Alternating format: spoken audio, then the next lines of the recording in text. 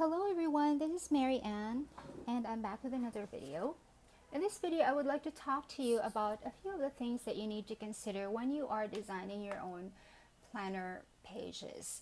Now in the planner community, we are very DIY oriented, so even though there are a lot of refills and inserts that are available in stores that we can use off the rack, we still customize them and personalize them according to our needs with the use of planner stamps or planner stickers or washi or other things that we need that can allow our pages to become more functional for our specific needs, and also to make them more pretty so that we tend to use them more. But for me, in my country, those planner supplies are not readily available and they're quite expensive, and they are, it's not, when you use them all up, you have to buy more. So that's a problem, procurement and the cost of it. So, and as for me, I've never really been, I'm sorry, somebody's cleaning up outside. My hands have always been very shaky, so whenever I put a stamp on, it's always lopsided, and stickers are, I don't know, I've never really warmed to stickers very much. That's why I have decided to do my own planner pages from zero. Design them, lay them out, print them, cut them down, hole punch them. And over the course of 2 years, I have finally gotten to this layout. Now there are some videos that I will link down below for you. The first video is a discussion about how I plan. The second video is the evolution of my planner pages, how I got to these pages, my journey from before until now, or until a few months ago. And the third video that I'm going to link for you down below is a video about what I track and why, and the importance of the Hyperdex. But for now, for this video, let me talk to you a few of the things that you need to consider when designing your own planner pages from scratch. These are alignment, placement and grouping, and size of the boxes. Especially if you are working with tracking boxes like I do, these three things are very important things to consider when designing your own planner pages. Now, the first thing I did in creating these planner pages was to establish the margins, because the margins are, things that I cannot put things on that will give me the area in which I can actually put things on. So I work with personal size pages, and what I did was I hole punched a blank page and then measured the diameter of the holes, which is 5 millimeters, and then I pretty much just measured a reasonable amount of space that I can work with from the hole, from the edge of the hole outwards. And I wanted the space on either side of the hole to be more or less the same. That's why I have set the inner margins of the layout to be 12 millimeters and the outside margins to be 5 millimeters. So there's 5, 5, 5, and then 12 over here. So after I have set the margins on the file, I was able to identify the area in which I can actually put things on. So that's it about the margins. Now over here, these are the tracking boxes for the on the left page. These are tracking boxes that I use to track certain aspects of my life that don't need to happen every day, but I have to know what I have done or what happened on it for the day. Now tracking on the left side is filled in after the fact, and on the right side are the boxes for planning, which are filled in obviously before the fact, because those are to-dos. And because the nature of my job is, it's really just creatives. I don't have any administrative tasks to deal with. I mean, I hardly ever go to any meetings except for brainstorm meetings, which are really never scheduled. Just somebody comes up with an idea and then we decide to talk about it, and that's the extent of the meetings that I get involved with. So there are no timestamps on here. The only timed thing that is on my planner pages is the Hyperdex. That's the Hyperdex, and that is used as tracking. I fill these out. I fill out the Hyperdex after the fact. I just paste it on here like that. Because this paper is so bad, it bleeds through when I use my marker pens. That's why I have to use a separate paper patch. So I just fill out the Hyperdex after something happens according to the color code that I have set for it. So over here are the tracking boxes on the left, and then these boxes are sized according to the size of my handwriting and the size of the information that will go on them. Now these are the tracking boxes that will contain just short one-liners. Like for instance, this is the title of a draft that I'm working on, and title of a book that I wrote, podcast episode, TV show, film, medication, and what time I took it. This is usually a 2 to 3 word description about the symptom of my mood swing, and over here is the number of steps or number of crunches or how many hours of exercise I have put in for the day, and over here is the body measurements, weight, blood pressure if ever. So these boxes are sized according to my handwriting and according to the amount of information that they are going to hold. And I have decided that this one is the best size for it. I've actually done a test run of the sizes of these boxes, and you will be able to view it in one of the videos that I link down below. I think it's in the evolution of my planner pages video. Over here, this is more of a list, because this is a list of the things that I have spent for the day, so it's taller because it's a list. And over here are tracking for my son and the boyfriend. Nothing extraordinary ever happens during that day, but if my son, was called to, become a president of an ad hoc group for something, I'll put it down there just to mark the memorable date, or if he was sick, or if he has enrolled in something, I track it down there. And for the boyfriend also, nothing extraordinary ever happens during his day, but sometimes he gets hypertensive, so I put his blood pressure down there, and well, really just it. Or if he has discussed something important with me on that day, I write down the topic over there just to I hardly ever journal anymore, and this is basically the reason for tracking pages.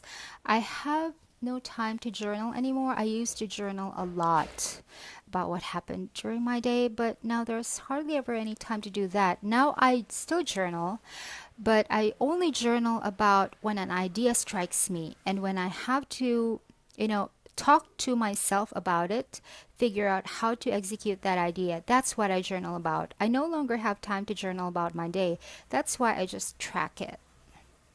It makes sense to me. And over here, this box is short. I mean, it's short, but it's also wide, because this is where I fill in my skincare for the morning, neck and face for the morning, and neck and face for the evening, and other parts like elbows and knees and feet, because it's not the same every day. It depends on what happened during my day. Like if I swam for an hour, then skincare would be different for that night. Or if I'm going to be out the whole day in the sun, then skincare will be different for that morning. So I just fill that in at the end of the day, just to remind myself of what products I used on my skin. And also, there are products that I use once a week, some products that I use every day, and some products that I use twice a week or 3 times a week. It's never fixed. That's why I have to track it. And over here at the topmost of the left page, I put there the year, the day, the month, and the day of the week. And I put it on the left page because it just makes more sense to me. We are trained to flip a page on any book, and then the first line that we look at would be the top line on the left page. So that just makes more sense to me. When I flip my planner page over, I look at the top line and then I see the date. And then over here, this is a space for when there's a holiday or when somebody's celebrating his birthday. That's what I use that box for. In the case of February 1, there is nothing because it's not a holiday, not a religious observance day, and nobody's celebrating his birthday. None of the people that I know. Like for instance, let's see. Let me show you a page in which there is actually something like this one. On February 13, a friend of mine is having a birthday. That's how it looks.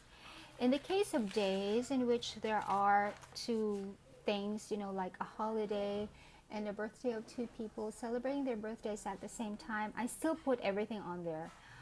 If there are three people celebrating their birthdays on the same day, I just adjust the font size, and I have to make everything fit because that's what this box is for. Sometimes I make the icon smaller, but everything should fit on there because when you look at my video about dedicated space, that's the reason for it, so that my eyes will be trained to look for a particular information on a specific page and area in my planner, and it just makes more sense to me so that I won't have to keep hunting for information because I would know exactly where to look every time I flip a page. So that's what this box is for. And over here on the right side are the boxes for planning. Over here is for my day job, for my personal stuff, for my graduate school, and over here is everything else like Etsy, projects, things that other people have requested me to do for them and which I have agreed to do. And over here is a gratitude journal thing, or things to look forward to for the day. I don't always fill this out. Sometimes I fill this out after the day, sometimes in the morning when I am trying to psych myself up because it's going to be a difficult day. I try to put something on there that will, make me feel better or make me feel like I can do something good for the day, things like that. So that's it for the grouping of the boxes. I tend to group similar sized boxes together because if they have similar sizes, there's a chance that they have similar information on them, like book, podcast, TV show, and film are pretty much, like they will contain similar information. So I just group them all together. Son and boyfriend are grouped together. Savings and spending are, close to each other.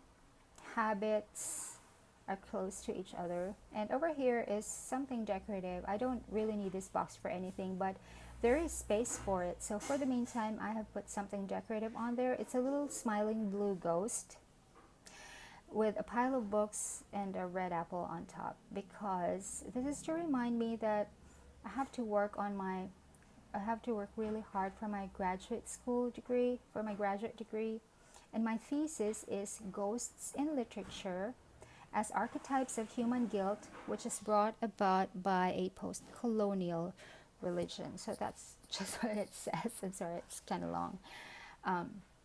So I tend to group boxes together according to size and according to the information that they will contain.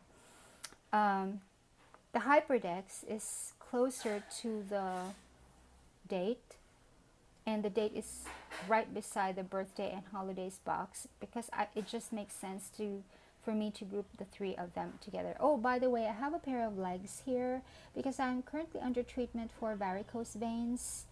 I've already undergone sclerotherapy, but sometimes I still get, a little bit pain, and I have leg exercises.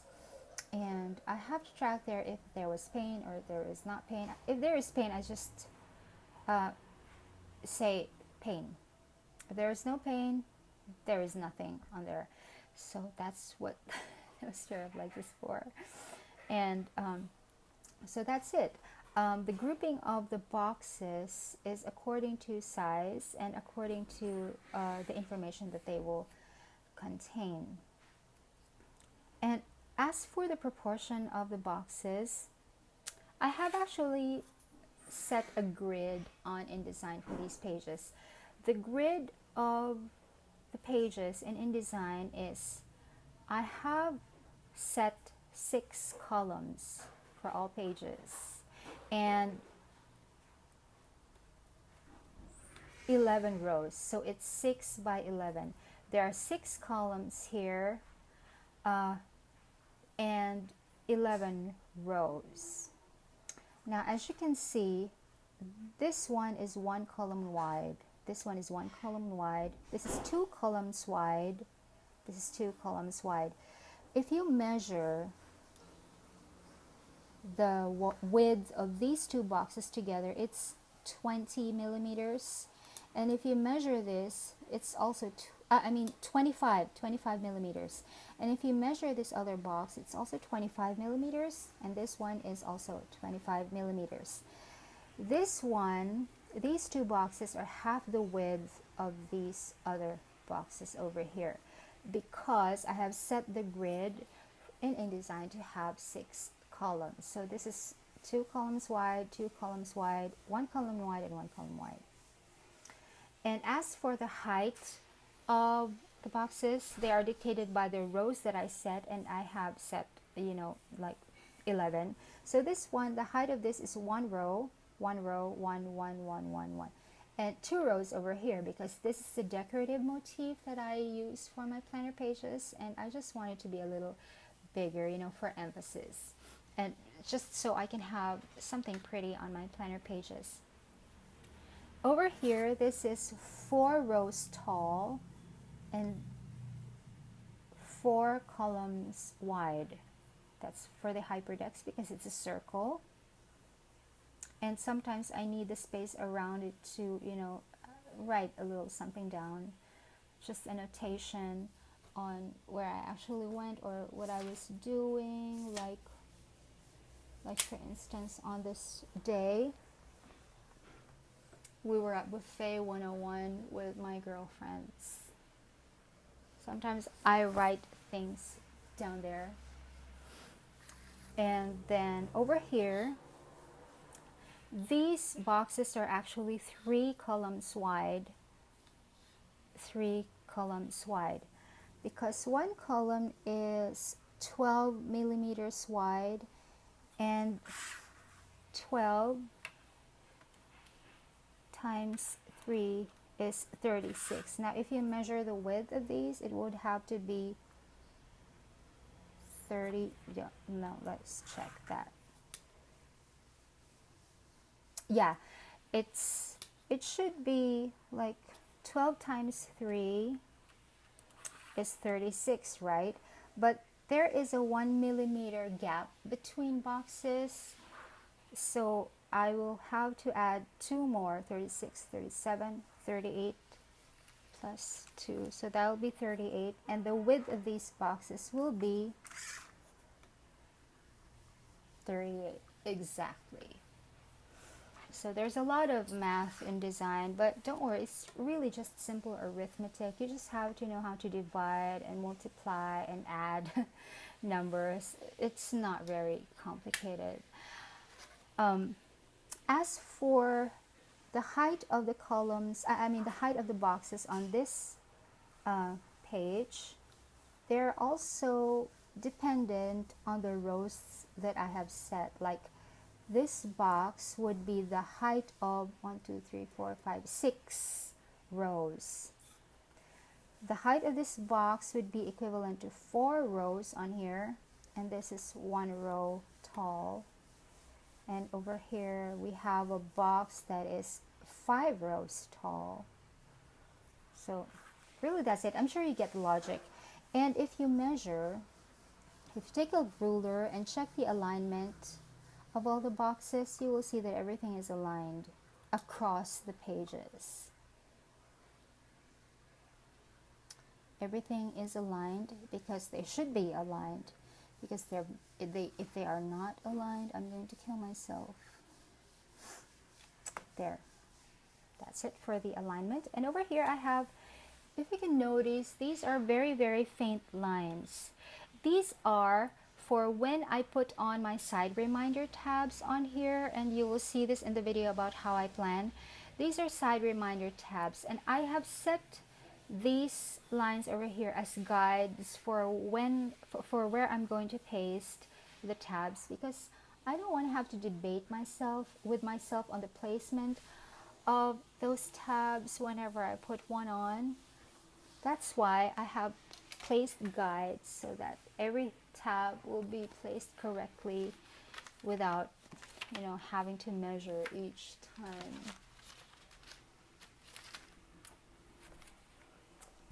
And those guides are also 1 row tall. So these tabs are actually the same height as these boxes over here. And if we check the alignment again, you will see that everything is aligned. The key to achieving this alignment is to set your guides on your layout software. As long as you have the guides, everything will be easy. There. So I have already talked to you about the size of the boxes and the proportion of them, the placement and the grouping of the boxes, the margins, and the alignment of the boxes.